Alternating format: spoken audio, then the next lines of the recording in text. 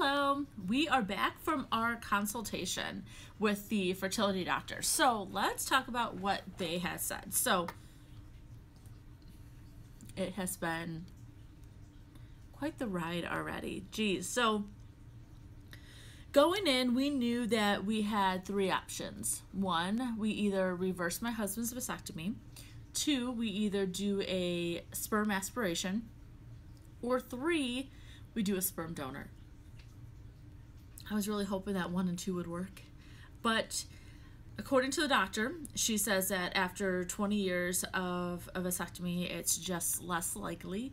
And plus my husband's going to be 51 and I'm going to be 40, so that is against us as well, our ages. So we're not like young and spry like we used to be. So maybe if this was maybe 10 years ago, it would have been a different story.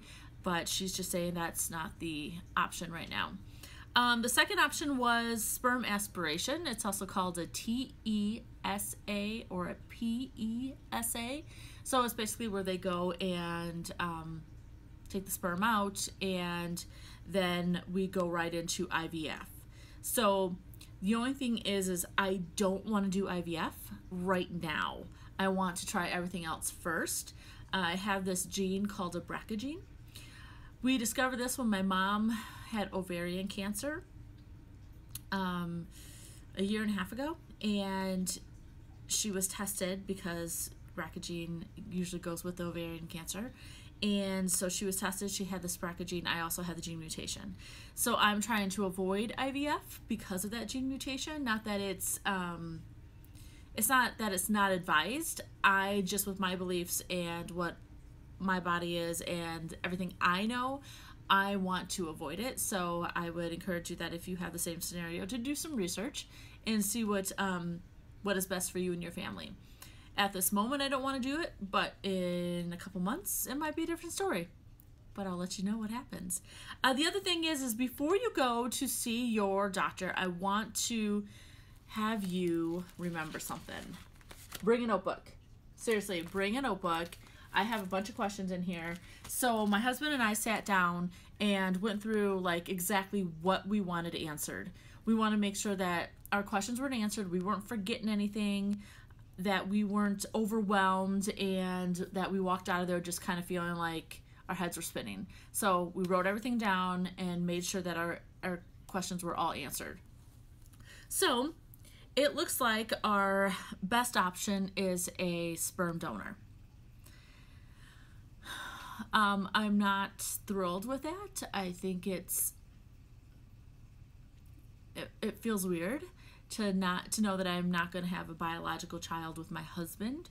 But knowing that I waited later in life and I did career and I didn't meet him until later after he had 2 children, and you know, like, it is what it is, and if we want to have a child together, this is going to be the best way. Doesn't mean that the child's still not his, because he's going to raise the child and love the child as his own.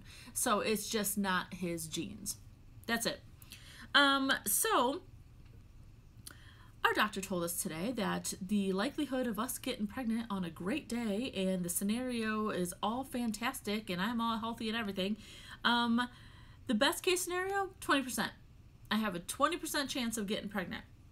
Seriously? 20% chance of getting pregnant? Like, that's just crazy. Like, I do pediatric and prenatal chiropractic. I did not know that stat. That's crazy. 20%. So that is kind of scary. So I'm looking down at my notes here too, because I want to make sure that I relay everything that they told us. So we have to go get some other testing done. So I told you that I did that modern fertility testing, which was fantastic. They were like, okay, this is great. There's a couple numbers that they like to be a little higher, or they judge a little differently than modern fertility. So they wanted me to redo TSA, prolactin, and CMV. So those are the 3 blood tests that I have to redo. I also have a fibroid on my uterus, and she wants to do her own ultrasound in the office. So I have to go have an ultrasound done in her office. My gynecological ones are not good enough for her, evidently. So I have to go have them done at her office. So there is that. We also will have more genetic testing to see what other kind of carrier screening for cancer genes and all that I have. I have to have disease and STD testing. My husband also has to have disease and STD testing. He can't have any STDs and any of that either. So even though we're not using his sperm or anything like that, he still needs to go through that. Oh, we also have to have a psychological evaluation. So we have to go to a family psychologist and basically talk about this process. And then she has to basically tell them yay or nay. Like, yeah, this couple can go ahead and, like, they're mentally sound to do this, or they're not mentally sound, or they're not on the same page, or whatever it might be, to go and do this, which I fought against that. I said, I don't think we really need that, because my husband and I have had a ton of discussions about this. So I lost, so I have to go get it done. Not happy about that. So the procedure we're going to have done is an IUI. So it's an intrauterine insemination. So an IUI, you have to, when you buy your sperm, this is like weird. It's so weird to talk about this, but it's my life now, so it is how it is. So let me know what you think. Like, have you had this? Like, is it weird to you too? It's different. It's not the way I saw it at all in my life. Not the way at all that I saw this. So I'm trying to wrap my head around all this, and it's just different. So we have to make sure that we buy washed sperm to make sure that it is viable and it's all good to go. So it basically gets shipped to the clinic. You purchase it. So we have to pick out our donor, tell the fertility center what donor we're using and all this stuff, and then they say yay or nay based on my genetic screening and all that to make sure that we're compatible and that we're not going to have a baby with disabilities or some kind of mutation or something like that. So they have to okay that. Let's see what else. So, so I have the fibroid. She wants to look at the fibroid herself with the ultrasound, but I also have to have an HSG.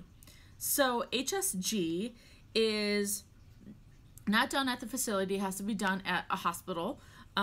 So she does it at like a certain hospital, but I'm going to call my gynecologist and see if my gynecologist could do it, because then I have insurance through my gynecologist. Hopefully the insurance can pick that up a little bit, because that is not going to be a cheap test. I did some questioning and it looks like it's going to be like a couple $1,000s. So let's see if insurance will pick that up. So I'm going to try that. So what this HSG does is you have to do it, I think 12 days after your period, before ovulation, and then they put a dye in to make sure that your fallopian tubes are open. She wants to do all this testing to make sure that I am able to have a child, that I'm able to release an egg, because if fallopian tubes are closed, then that changes the game. So we have to look into what else we have to do. So I have to do this HSG. She described it kind of as an ultrasound. I don't know what this test is, but I will let you know what it is when I go and have it done. So I will be having that done as well. Let's see, what else? So it looks like there's a lot that we have to do. We have to get some other testing. My husband has to get a bunch of testing. I got to go do some blood work, a couple of ultrasounds, and another genetic test. And then it looks like we will be on our way to getting pregnant. This is a lot for me to wrap my head around today. But I'm excited about it. I'm not excited about the expense of it. The consult was like $300, and then there'll be an ultrasound in office, and she said that was like $186, something like that. And then once I do get pregnant, they have like a $1,500 a month that you pay, and it includes like ultrasounds and checkups and that kind of stuff. So that's $1,500. So that's exciting. And then you have to pay for the sperm and medication as well. So any kind of fertility medication that I'll be taking, Clomid or anything like that. So the last thing is that we did look into so when you buy from a sperm bank, you're buying vials, and we were told that we need at least 3 vials to purchase. So there's 2 places that were recommended, Fairfax and California Cryo. And the Fairfax washed sperm per vial is $6.50 to $10.50 per vial. And then the California Cryo is $8.55 per vial. So what we're going to do is we're going to do some more research into these sperm banks and really take a look and see what we're looking for, what they offer, reviews, all that stuff. If you guys have any experience with this, if you have any experience, please tell me, like, what was your experience with one of these facilities? And if you liked it, you enjoyed it, if they had good customer service. I'm looking for good customer service, first of all. Like, this is a very sensitive subject, and I kind of need somebody to be a little sensitive to what we are going through. So yeah, if you have any insight, please tell me. Please comment and let me know. I look forward to it. And that is all for Nap Time Stories. Keep on dreaming.